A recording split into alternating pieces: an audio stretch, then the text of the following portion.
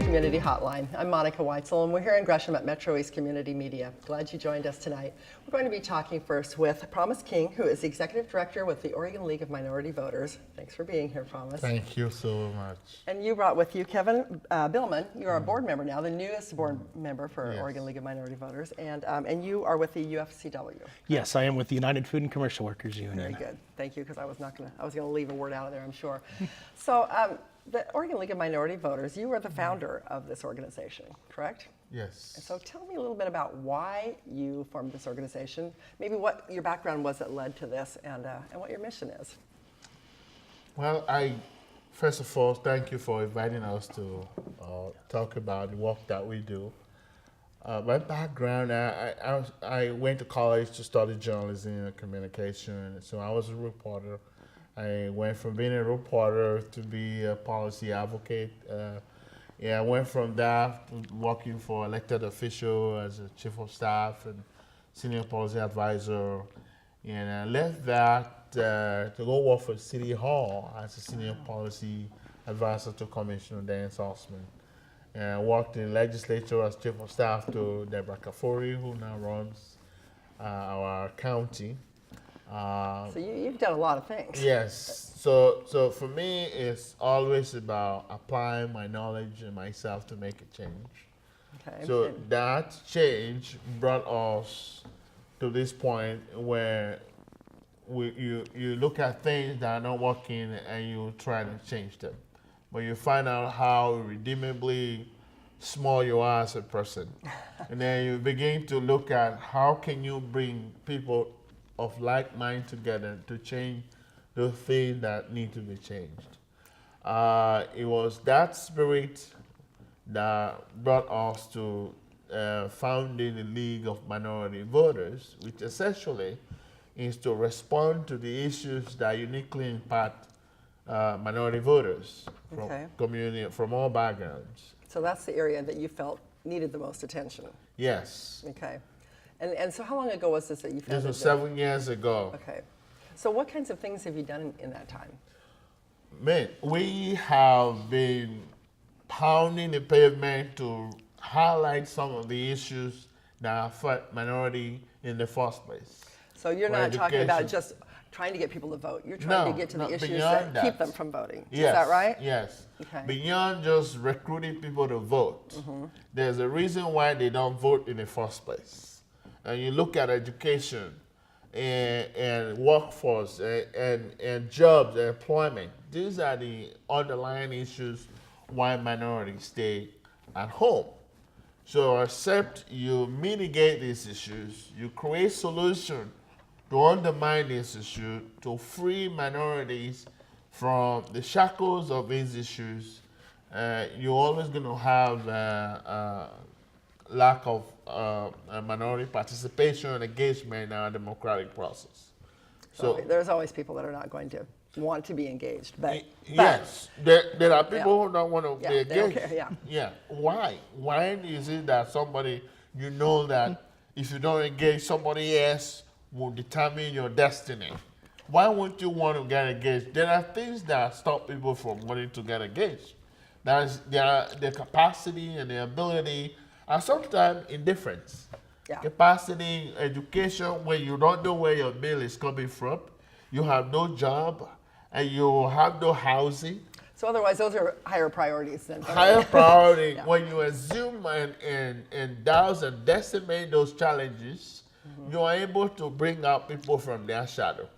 One of the reasons that as a board, we see that they need to work to cleanse those communities so that we can increase minority participation is actually good for Oregon. Why? If you have a democratic system that lacks representation, it decimates our democratic values. When you have a system that is created for everyone, and that system is emptied of all participation from all people, it beclouds our future. It put a very, very dangerous question mark on our future policy and legislation. This is a big job. Yes. This is a big job. I mean, that's a big undertaking to try to change those, those systemic problems. Things that are, jobs and feeding people and housing. I mean, those are huge things to undertake to get people to vote. I mean, it's. I understand. That's a huge, where do you start? If you're a change agent, cynicism won't get you anywhere.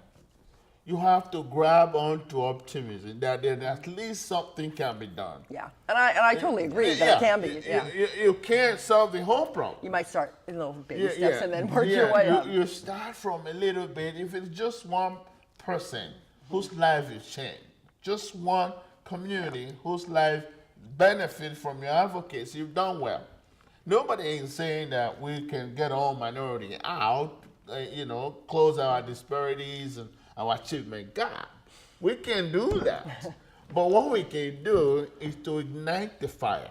To ignite the fire in the hearts of people like Kevin, yourself, so that when you see the issue that we're highlighting, that uniquely impact communities of color. Quit ignoring it and do something. Yeah. When we do something about this issue, you know what we do? We save our city. When we save our city, we save our county. When we do that, we save our state. Just strengthening our community. Yeah. When we save our state, we save our society. But we got to do something. We can't look at the bigness of those challenges, but we have to look at the bigness of our hearts and our people, willingness to engage. Nicely said. You mentioned Kevin. You're the newest board member. I understand, very, very new board member. What is it that brought you to the Oregon League of Minority Voters to get involved with this? It was last year, and my organization, United Food and Commercial Workers, I'm the Legislative and Community Affairs Director, and we were working through some ordinances and some legislation, and we found during some different meetings, then coalition meetings, that we met Promise, and he talked to us about the League of Minority Voters, and we found that we had a lot of commonality, and so in our commonality, then we pursued that further, and now it has progressed to the point where I've been asked to be a board member, and I've accepted that, and we are part of the League of Minority Voters. We are a supporting organization. Great. So I know no nonprofit can work alone, so you probably have a lot of partners in the community, businesses and other nonprofits. Who do you work with, and who helps you in your mission here? Well, we have a lot of partners. We can't do what we do without our partners. There's so many.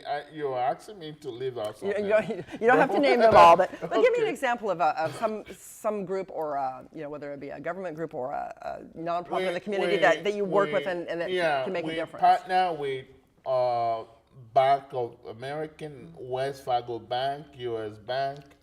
We partner with organizations like Oregon Advocacy Group. Okay.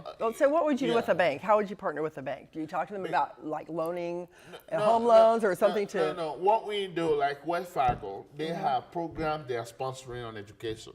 Okay. We provide them new facts, new research on what works best. Oh. Yeah, and also our equity initiative.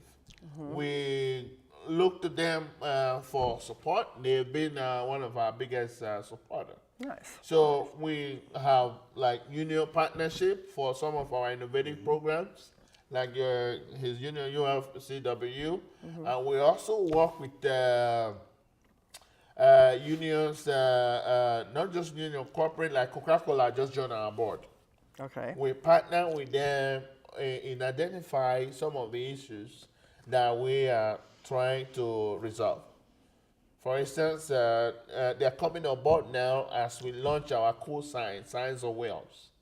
Science of Wales is our innovative program that we want to create as a community STEMs. Community science, tech, engineering, math, and the science. STEM, yeah. Okay, STEMs. gotcha, yes. And skills.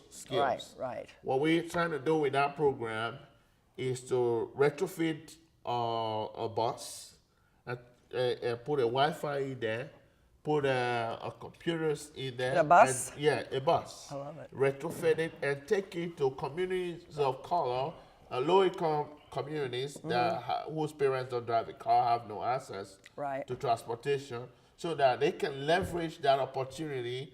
Because one of the things we realized that in mitigating poverty, and part of the problem is job unemployment, high unemployment in those communities. And to make sure that that is at least cut in half, we need to look at issues that stop these low-income folks from participating, getting engaged in programs that lead to job, permanent job and employment. And lack of transportation, again and again, comes out as part of the problem. Yeah. To create a solution, the board agreed that we're going to create a cool science express, turn the bus into a roving classroom, and drive it to those neighborhoods so that it mitigates the complexity of transportation.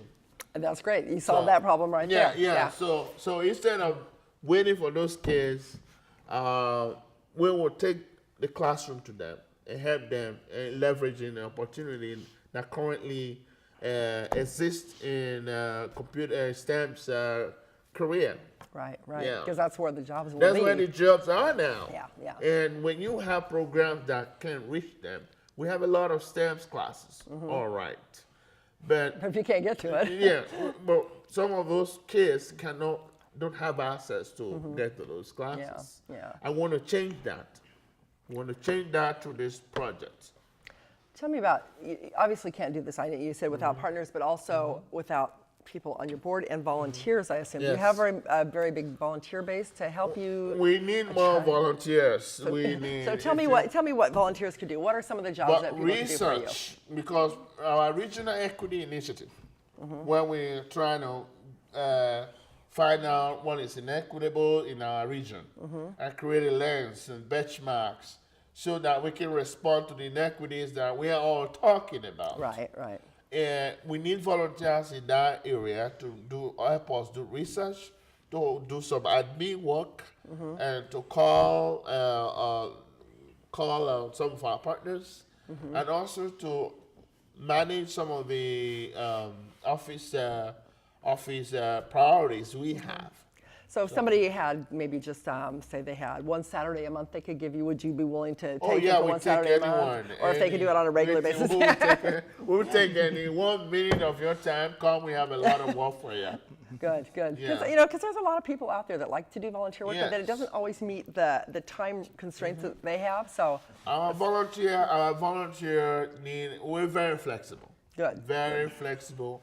We'll work your hours around your schedule. We have some single mom who volunteers. We have students who are volunteering for us. Good. And we schedule their classes. We schedule them around their classes. And we're very flexible. now your office is in Northeast Portland. Yeah, but your work is over all of Multnomah County, or is it all of No, Oregon? statewide. It's statewide. Statewide. Okay. Actually, that's right. we. Oh, that's right.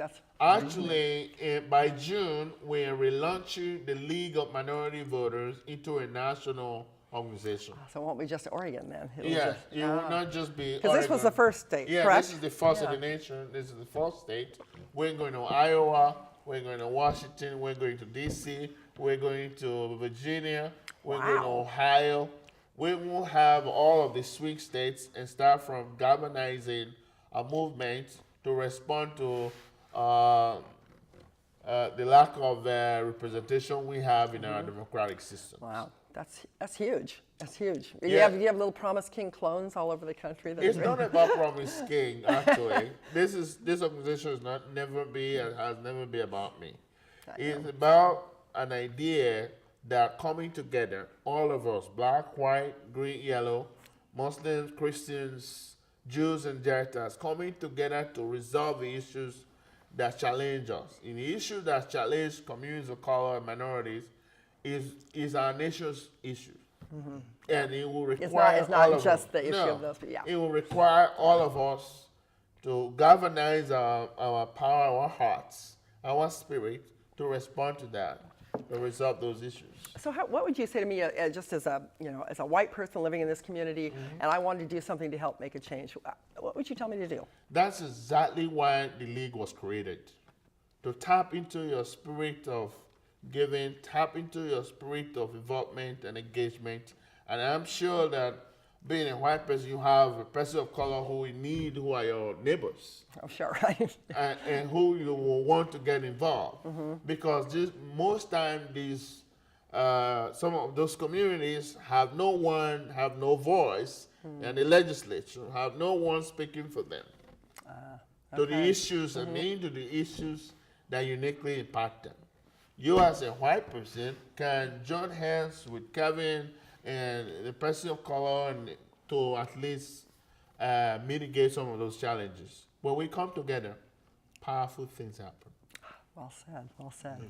You are going to be doing advocacy work? Is Kevin going to be doing advocacy work for you, or? Kevin and the union who will be they will be driving our outreach, national outreach, and also our special event. Okay. We have our special event coming up in June, our Liberty and Hope Award dinner. Tell me about that. What is that like? Every year we recognize white people who are helping us. Oh, really? Yes, helping a communities of color. Oh, that's interesting. I Yeah, like we that. demonstrate that it's okay to be white and in charge and helping people of color. We recognize them so that we can send a strong signal. I like that because Yes. you're not separating it out. No, That there's us and them. We don't want to we're all separate working anybody together. because the more we hear the goodness of our various communities, the more we come together. We're all people. Of We're all all people, people. yeah. We're all people. But if those information are kept sideways, if those information are not open, that just because you're white doesn't mean you don't care about issues that affect our Right, people. right. We want to tell everyone's story of goodness, of compassion, and of kindness. That's the story we want to say. It delineates us versus them when we talk about race issues. It creates a powerful friendship beyond just the mere platitudes. Right, right. When we recognize the action of a white guy in charge helping a young black kid who has no voice, that's more powerful than any speech anybody can give. And it gets people's attention. Yes. It does, it does. Before we run out of time, I had a question about working with kids. Okay. You work with a lot of We, kids? no, we, the League of Minority Voters, we launched our debate team in Reno. It was a pilot program, Reno High School. We started with 25 kids. Now, in every summer, we have debate leadership program.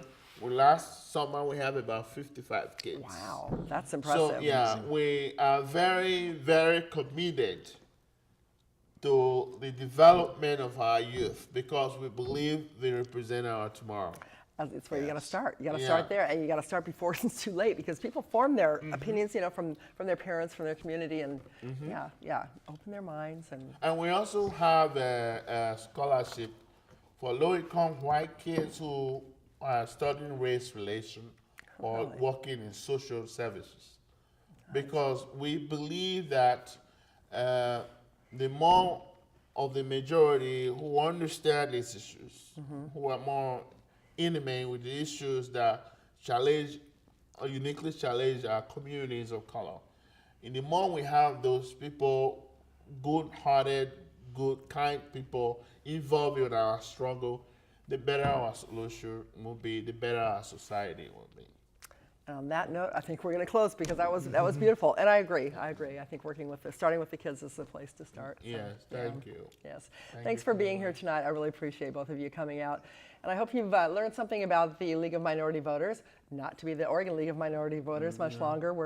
They're moving into the rest of the country, and there's a lot of volunteer opportunities for you. So if you're interested, we'll have the information on the screen as to their website and how you can get in touch with them. And do work with your neighbors and become a good community citizen. I'm Monica Weitzel. We'll see you next time.